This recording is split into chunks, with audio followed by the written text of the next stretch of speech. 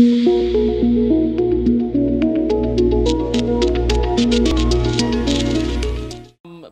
hari ke depan saya akan mengajarkan pelajaran yang sangat penting. Sebetulnya ini pelajaran ikhwib.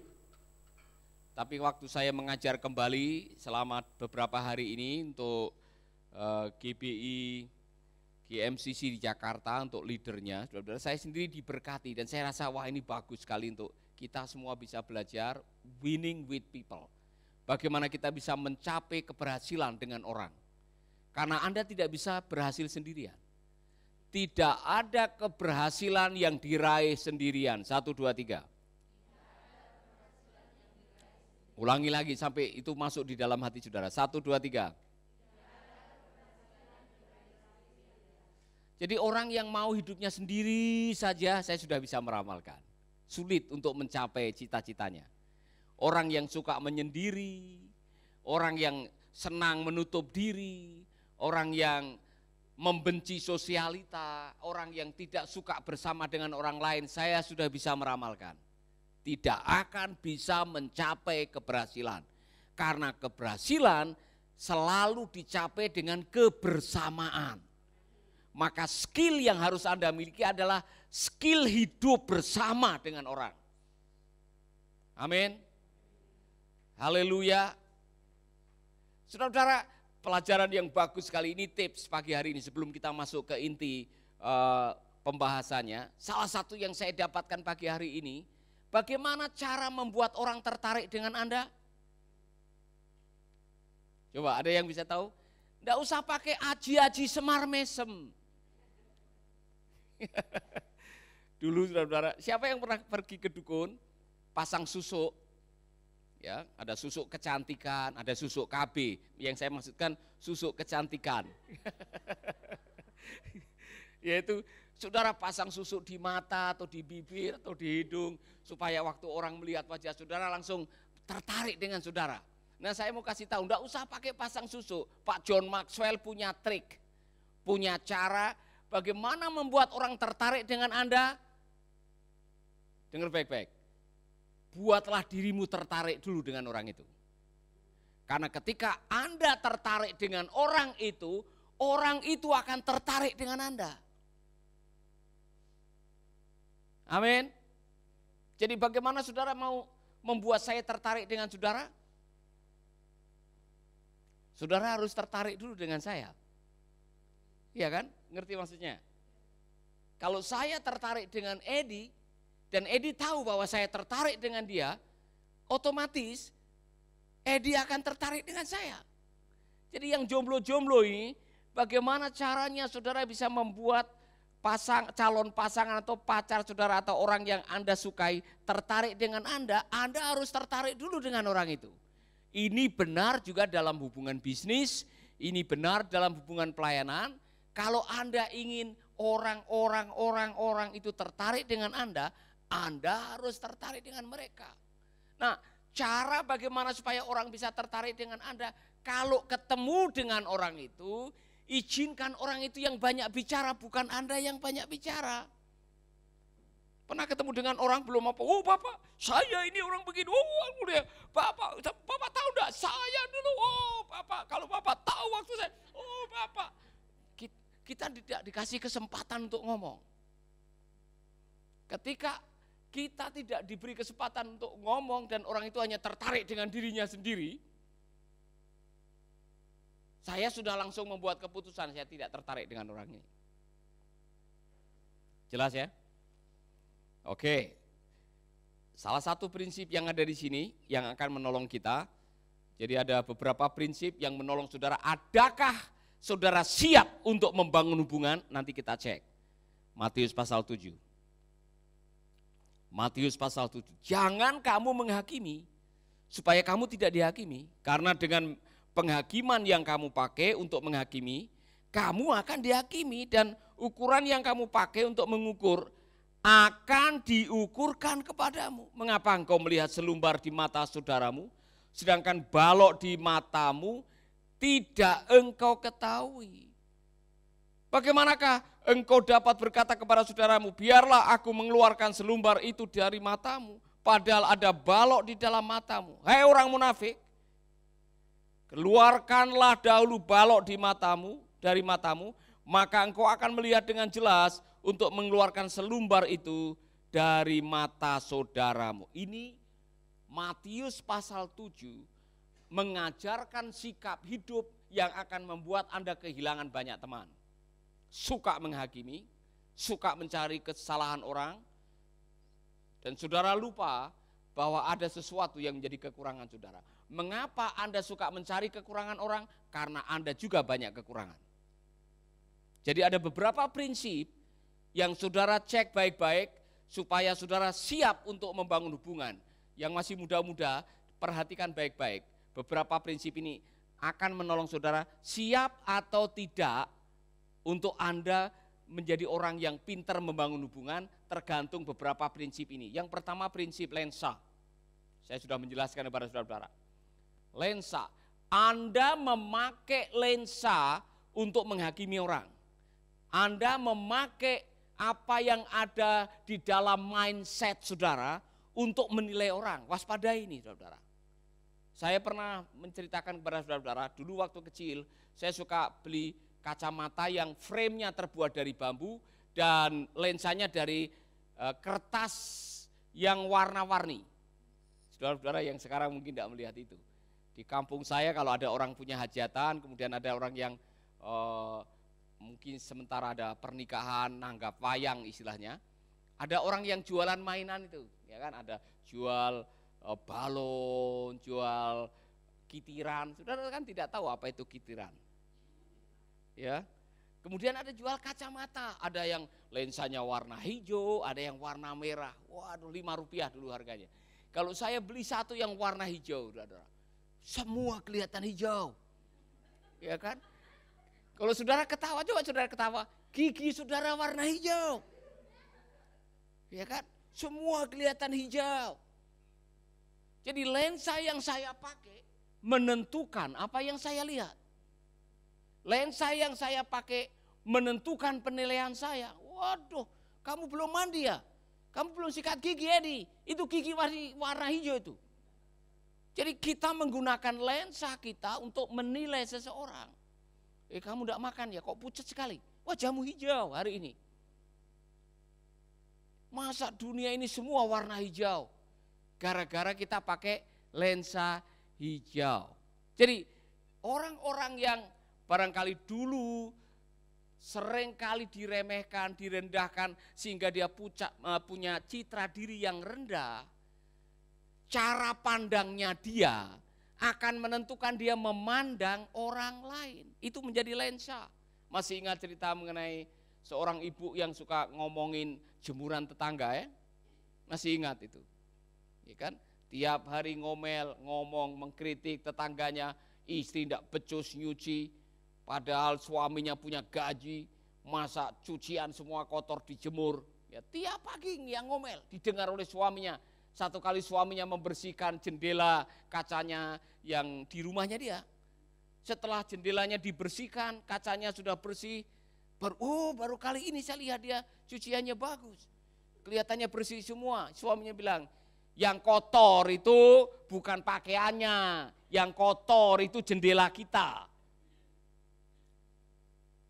Kalau pikiranmu kotor, pikiranmu ngeres, pikiranmu negatif, itu akan jadi lensa untuk melihat orang lain. Maka tolong ganti lensa atau bersihkan lensa saudara. Jangan sampai selumbar atau satu pasir di mata temanmu, Anda ingin mencoba untuk menyalahkan dia padahal balok yang ada di matamu Anda tidak urusi. Itu maksudnya. Saya dan saudara, kita semua kalau tidak hati-hati, kita bisa terjebak di sini. Kita begitu mudah menghakimi orang berdasarkan kerangka pikir kita, berdasarkan apa yang kita pahami, ya kan? Padahal tidak selalu. Misalkan saja, saudara melihat orang yang lagi suntuk, tidak mau senyum. Ya. Apa yang saudara lihat kalau saudara menemukan orang yang lagi suntuk, tidak mau senyum? Komentar saudara apa? Mungkin saudara tanda dirimu kalau saudara lagi galau, tidak mau berterima kasih, susah mengucap syukur, itu tandanya dalam hidup saudara adalah wajah murung. Itu buat saudara. Tapi itu tidak sama dengan orang-orang yang lain. Jadi jangan sampai saudara mengatakan, kamu muka murung ini apa ya? Kamu tidak bisa berterima kasih ya? Belum tentu. Dia baru ditinggal oleh pasangannya, saudara. Jadi jangan sampai muka murung yang sebagai tanda bahwa saudara tidak berterima kasih, Anda aplikasikan untuk teman saudara yang sedang muka murung. Amin. Haleluya. Yang kedua, yang pertama adalah prinsip lensa. Maka kalau saudara punya lensa kotor, kalau punya lensa yang sedang tidak bagus, kalau saudara punya lensa yang tidak bagus, dibersihkan atau ganti lensa. Anda yang punya lensa negatif, saudara-saudara dengar baik-baik, orang yang negatif cenderung negatif dengan orang lain. Waspadai. Dan Anda yang suka negatif dengan orang akan kesulitan membangun hubungan dengan orang. Bawaannya apa? Curiga. Dikit-dikit dicurigai. Kok dia tiba-tiba dia senyum pada saya dengan mengedipkan mata. Dia senyum sambil mengedipkan mata. Ini apa ini tandanya nih? Ya. Oh, dia baterek sama saya. Dia enggak tahu kalau dia lagi kelilipan. Matanya lagi kejatuhan sesuatu yang masuk, saudara. Jadi jangan terlalu cepat menilai orang berdasarkan lensa saudara. Pernah saudara tersinggung? Pernah tersinggung? Contoh yang membuat Anda tersinggung apa coba? Saudara pernah tanya kepada seseorang minta alamat, Pak, saya mau tanya, ini gunung ini atau danau ini kemana arahnya ya? Saudara pernah tersinggung gara-gara orang itu menjawab begini?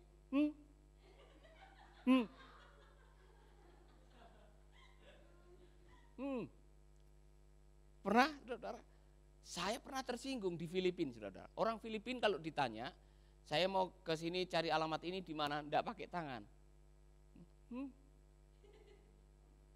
Nah, kalau saudara tidak biasa pakai itu, maka saudara akan mudah tersinggung karena saudara di benak saudara cara kita berkomunikasi menggunakan apa?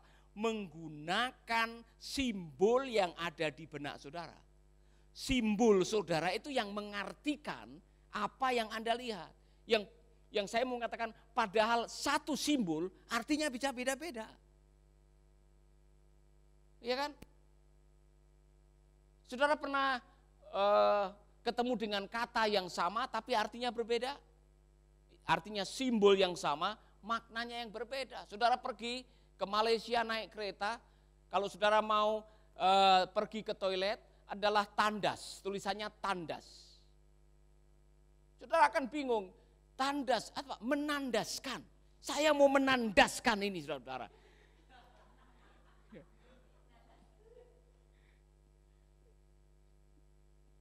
Rumah sakit korban laki-laki. Saudara tahu rumah sakit korban laki-laki? Rumah sakit bersalin. Kalau saudara tidak hati-hati, saudara akan tersinggung. Kok ada rumah sakit korban laki-laki? Rumah sakit bersalin. Nah, cara kita, jadi saya mengatakan ini contoh. Kalau saudara waspada ini, kalau saudara melihat simbol begini, apa coba?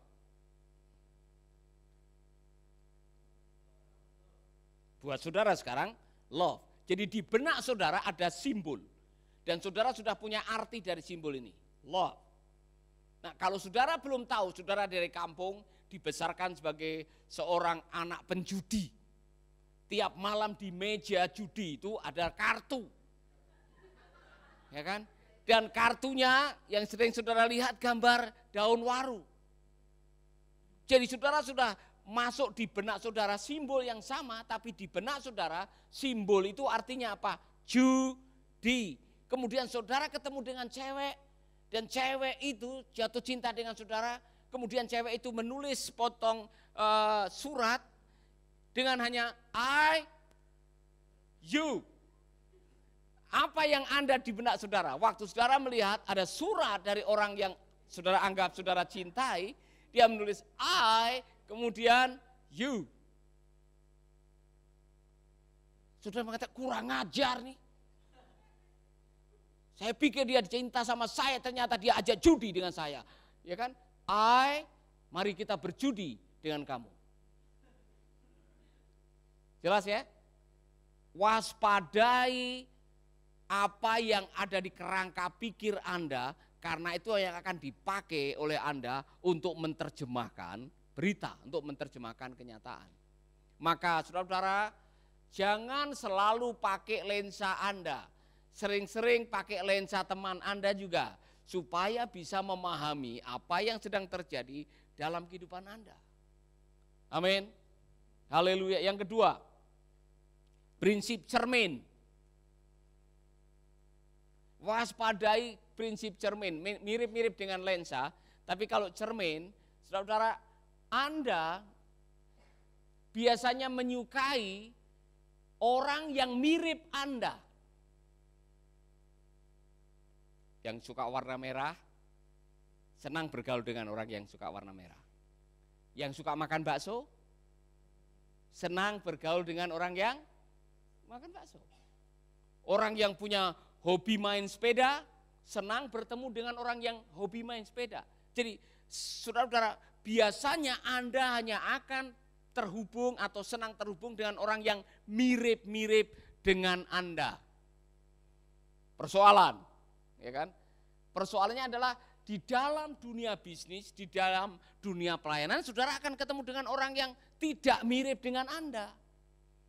Kalau Anda hanya mau bergaul dengan orang yang mirip dengan Anda akan memiliki keterbatasan untuk membangun partnership, membangun hubungan.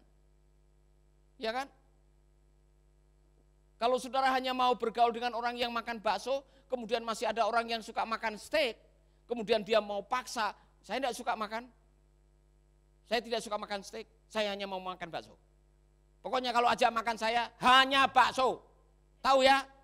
Saudara akan menghadapi kesulitan, ya kan? Belajarlah dari Ibu Yeye, ya. Walaupun dia tidak suka pete, dia menikahi orang yang suka pete. Dan tidak ada masalah, saudara-saudara, ya kan? Nah, saya dulu tidak suka bakso, saya harus belajar untuk menyukai bakso. Walaupun waktu itu seperti aniaya buat saya, saudara-saudara. Makan bakso itu seperti teraniaya. Tapi lama-lama saya bisa menyukai bakso. Amin. Dulu saya tidak suka dengan daging CI. Tapi karena partner saya, istri saya suka daging CI, saya suka daging CI. Artinya apa? Saudara harus belajar untuk tidak kekeh hanya menggunakan cermin saudara. Kalau saudara hanya hidup dengan cermin saudara, saudara hanya mau menyukai orang yang seperti Anda akan memiliki keterbatasan untuk membangun partner, membangun hubungan dengan banyak orang. Karena masing-masing orang berbeda. Walaupun burung pipit kumpul dengan burung pipit, burung bangau dengan burung bangau, burung merpati dengan burung merpati, tapi saudara-saudara, dalam dunia leadership, dalam dunia pelayanan, Anda akan ketemu dengan banyak orang, berbeda selera, berbeda latar belakang, berbeda cita-cita, berbeda kebiasaan. Amin. Jadi saudara-saudara yang terlalu kekeh untuk mempertahankan cermin saudara, waspadalah. Yang heran, orang penggosip biasanya senang kalau ketemu penggosip. Pernah ketemu dengan penggosip? Edi tahu enggak? Abi itu kemarin saya lihat, dia nongkrong di lapangan sambil pegang 2 botol. Oh iya Bapak, saya juga lihat itu. Oh dulu dia belum datang ke sini juga begitu. Waduh, mulai ngomongin Edi benar. Yang namanya Abi itu memang dia suka botol. Ngerti maksudnya? Wah itu bisa asik seharian hanya untuk saling mencari kelemahan orang. Ada orang-orang yang begitu. Waspadai saudara-saudara, kalau Anda tidak belajar untuk berganti cermin, Anda akan menghadapi kesulitan. Prinsip luka hati, waspadai. Prinsip luka hati, Pak John Maxwell mengatakan hurt people hurt. Orang yang terluka cenderung melukai orang dan mudah dilukai. Jadi kalau Anda masih terluka, maksudnya Anda akan kesulitan membangun hubungan dengan orang. Maka sebelum Anda bisa berhubungan baik dan membangun partnership dengan orang, tolong bereskan luka hati di dalam diri saudara. Hurt people hurt. Contoh yang dipakai adalah Raja Saul. Raja Saul gagal menjadi raja pertama yang diidam-idamkan oleh karena dia membiarkan luka hati itu menguasai hidupnya. Gara-gara apa? Gara-gara wanita-wanita Yerusalem melakukan karnaval sambil menyanyikan Daud membunuh berlaksa-laksa, Saul hanya beribu-ribu. Waktu mendengar itu Alkitab mengatakan maka sakit hatilah Raja Saul. Dan sepanjang hidupnya, sisa umurnya dihabiskan untuk mencari akal, menjerat, membunuh Raja Daud. Kasihan. Kalau hidup sekali, saudara habis hanya untuk melampiaskan luka hati. Saudara akan menjadi orang yang tidak aman, saudara akan menjadi orang yang gampang tersinggung, Anda akan menjadi orang yang mudah marah, dan hidupmu serta pikiranmu hanya dipakai untuk merancangkan yang jahat, untuk mencelakakan orang lain. Hidupmu akan kehilangan kebahagiaan. Waspadalah. Amin. Tolong di-scan hati saudara. Adakah bercak-bercak di dalam yang menunjukkan masih ada koreng yang belum sembuh? Ada bagian-bagian dalam hati saudara yang kalau saudara ingat saudara masih marah. Itu tanda bahwa engkau masih punya luka hati. Ada yang pernah dikhianati? Pernah dikhianati? Pak Roni pernah dikhianati? Pernah. Kalau mendengar lagu sakitnya dikhianati, ikut menangis enggak menyanyikan lagu ini? Ya. Kalau saudara masih muda, tersentuh, tersinggung ketika mengingat kembali peristiwa luka itu, Anda belum sembuh. Mengapa ini penting menurut Pak John Maxwell? Karena kalau saudara belum sembuh batin saudara, saudara akan sulit membangun hubungan dengan orang lain. Hurt people hurt. Orang yang terluka akan mudah melukai orang lain. Saudara pernah ketemu dengan orang yang terluka? Salah satu ciri orang yang terluka kalau ngomong tajam. Judes. Apalagi kata yang lain. Bahasa yang lain judes apa? Bukan. Kasar, menghujam. Karena apa? Dia ngomong untuk melampiaskan sakitnya supaya dia pengen melukai orang. Supaya semua ikut rasa. Kamu bilang apa? Kamu bilang saya kecoa? Kamu kadal.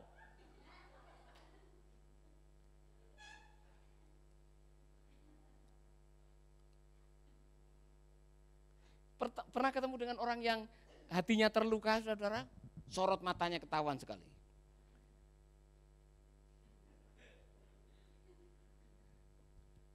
Sedikit banyak kalau Anda tidak memperhatikan ini bukan hanya membunuh nyawa saudara, membunuh hubungan pernikahan saudara, membunuh hubungan dengan teman-teman Anda, membunuh usaha Anda, membunuh pelayanan Anda. Jangan pernah melayani Tuhan di dalam kepahitan. Karena yang jadi korban adalah mimbar. Mimbar jadi tempat untuk nyemes jemaat.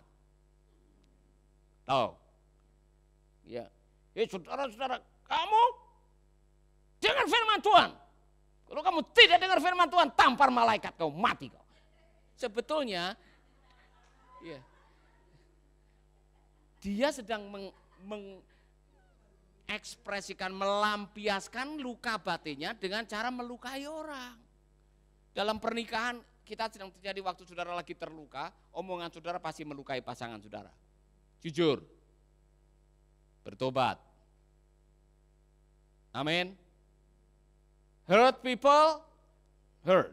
Orang yang terluka cenderung melukai orang lain. Dan mudah dilukai oleh orang lain. Waduh, makanya cepat-cepat sembuhkan luka batin saudara. Sebab kalau tidak, saudara akan tambah luka dan di sekitar saudara adalah orang-orang yang terluka. Orang terluka ketemu dengan orang terluka, nyanyiannya sakitnya tuh di sini. Kemudian semua nangis, semua melampiaskan lukanya, waspadai. Prinsip yang keempat, prinsip palu.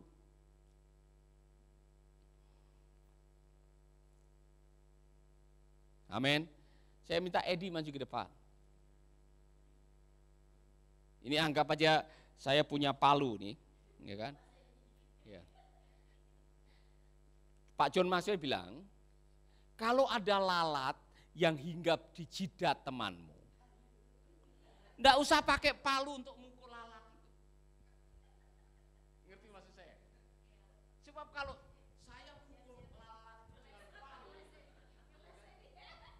dia bisa pingsan. Bisa-bisa lalatnya kabur, tapi orangnya pingsan. Waspadai Anda yang punya kecenderungan kalau ada masalah, Anda sering menggunakan sanksi yang berat, yang mencelakakan orang itu, yang belum tentu menyelesaikan persoalan. Kalau di kamarmu ada tikus atau kecoa, bagaimana caranya untuk membasmi tikus dari kamar? Ada beberapa pilihan. Beli obat tikus. Yang kedua, cari perangkap tikus. Yang ketiga, beli bensin bakar rumah. Supaya semua tikusnya mati yang ada di dalam rumah. Pilih yang mana? Beli obat tikus. Resikonya kecil. Yang mati paling tikus. Iya kan? Celakanya kalau punya anjing, anjingnya makan. Ya, tapi kan masih lumayan daripada saya beli bensin untuk bakar kamar saudara, supaya tikus-tikusnya mati semua. Kalau saya bakar kamar, semua rumah bisa terbakar, celaka. Makasih. Anda yang cenderung membesar-besarkan masalah akan sulit berhubungan dengan orang.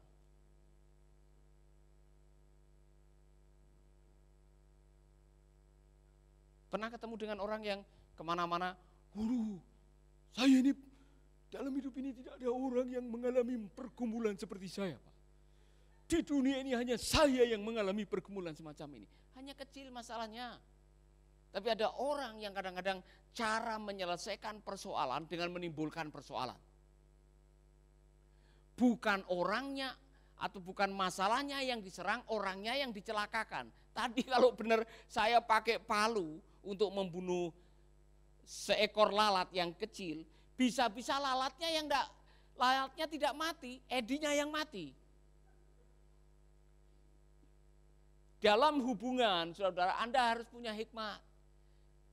Dalam menyelesaikan persoalan, jangan sampai persoalan yang kecil merusak hubungan yang penting dan punya potensi untuk membahagiakan kehidupan kita. Kalau itu hanya masalah salah paham, kalau hanya masalah sepele, masalah mungkin karena kurang informasi, masalah mungkin, saudara, orang namanya manusia masih bisa salah, masih bisa teledor, masih bisa kurang. Ampunilah, lihatlah potensi yang besar yang ada di dalam diri orang itu. Amin. Kalau saudara jadi Tuhan Yesus, mau enggak kembali mengunjungi Simon Petrus yang pernah mengkhianati saudara?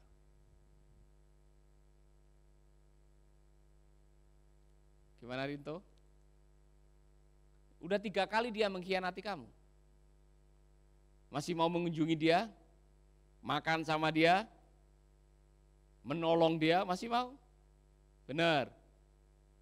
Kalau kamu nanti mengembalakan jemaat, ada jemaat yang sudah kurang ajar sama kamu, ya kan? Melengsarkan kamu, gosipin kamu, masih mau berhubungan dengan dia? Yang benar. Kalau orang itu masih punya potensi, mengapa Yesus mau kembali kepada Simon Petrus? Karena masalah pengkhianatan buat dia tidak masalah. Dia masih melihat di dalam diri Petrus ada potensi yang luar biasa. Maka dia kembali kepada Petrus dan mengecek kembali, Simon anak Yunus, apakah kamu mengasihi aku? Simon anak Yunus, apakah kamu mengasihi aku? Saudara-saudara, dalam hidup ini Anda kalau mau bagus berhubungan membangun partner dengan orang lain, siap-siaplah disalah mengerti. Siap-siaplah dikhianati. Siap-siaplah dilupakan. Siap-siaplah ditolak. Dan siap-siaplah diberkati. Kalau lulus semua itu. Amin. Prinsip terakhir, elevator. Saudara pasti tidak tahu itu apa elevator, coba. Ada dua istilah, lift sama elevator. Tahu elevator? Tangga berjalan. Ya kan? Jadi saudara-saudara, kalau Anda ingin pintar membangun hubungan, Anda punya niat untuk menolong orang, menaikkan orang. Punya kemauan untuk membuat orang lain lebih baik.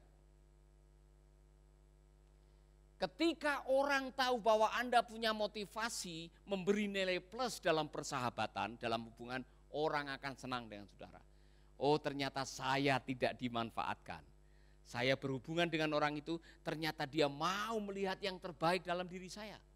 Ternyata orang itu ingin saya berkembang, ingin saya bertumbuh, ingin saya berhasil, bukan malah merendahkan orang. Edi kembali lagi ke sini. Dari sini aja. Ya. Saya mau kamu dalam hidup selama ketemu dengan saya ingin kamu mencapai cita-cita dan kamu naik lebih tinggi. Ayo naik. Naik. Naik, Edi. Naik. Ayo naik. Saya mau memberikan ilustrasi. Ada orang yang dalam omongannya, "Oh, saya pengen kamu naik," tetapi dia sebetulnya tidak siap orang lain naik. Banyak yang seperti itu. Nanti kamu naik sendiri.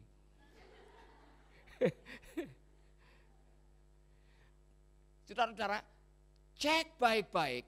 Kalau ada orang lain lebih baik, lebih berhasil, lebih hebat dari saudara, nyaman atau tidak?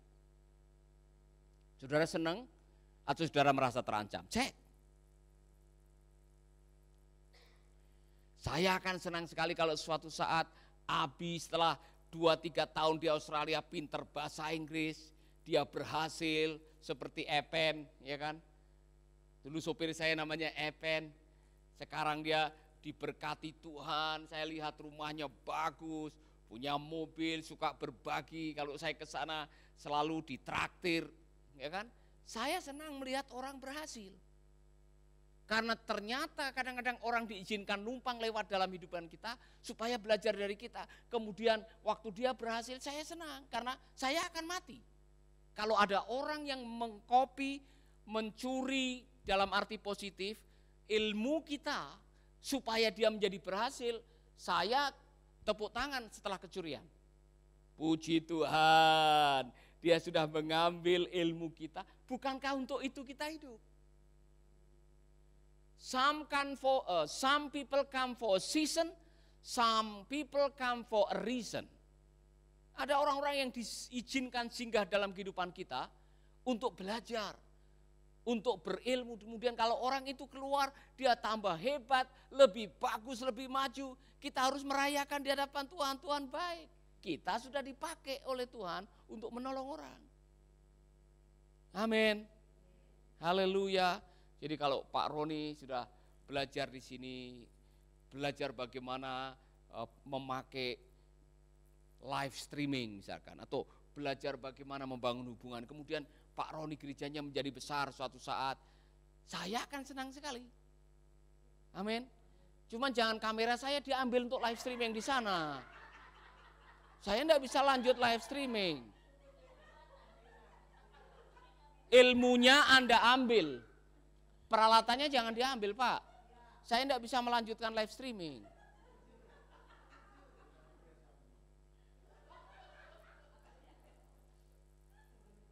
Amin.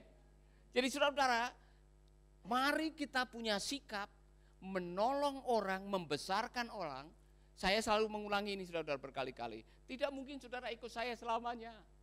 Tidak mungkin. Mengapa? Kan saya akan mati.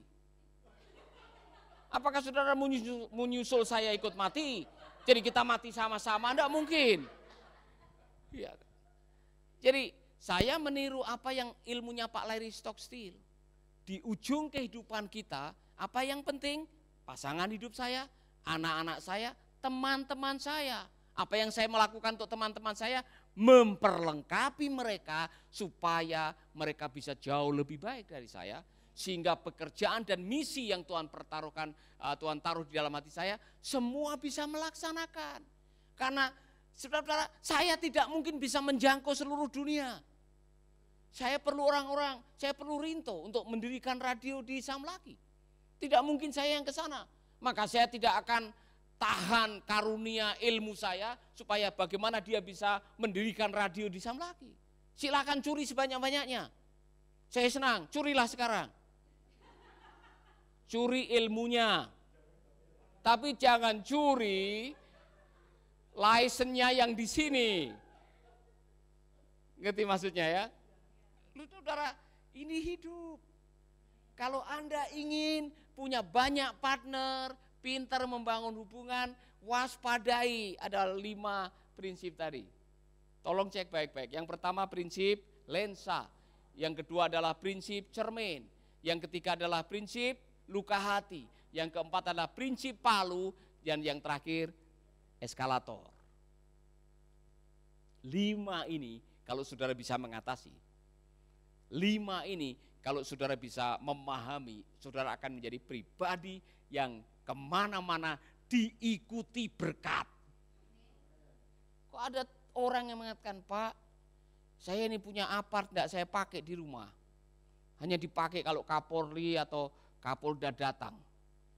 Daripada mangkrak di rumah, saya kadang-kadang pakai itu hanya untuk beli nasi kuning. Dia bilang, bagaimana kalau saya kasih ke Bapak aja biar dipakai di sana. Saya bilang, mohon maaf Pak, saya kesulitan untuk menolak itu.